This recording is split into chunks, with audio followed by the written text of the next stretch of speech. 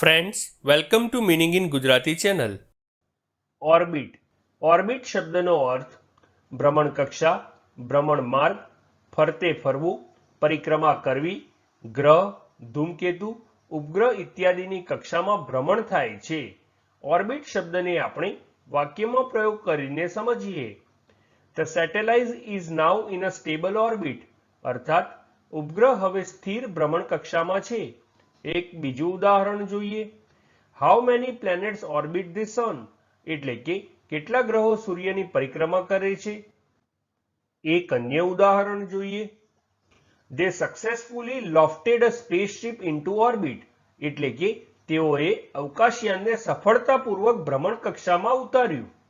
Friends, વધુ માહિતી માટે અમારી વેબસાઇટ meaningingujarati.com ની મુલાકાત જરૂરથી લેજો. અને ચેનલ પર બીજી વિડીયો છે જે તમે જોઈ શકો છો, અને ચેનલને લાઇક, શેર, સબસ્ક્રાઇબ અને કોમેન્ટ કરવાનું ભૂલશો નહીં. Thank you.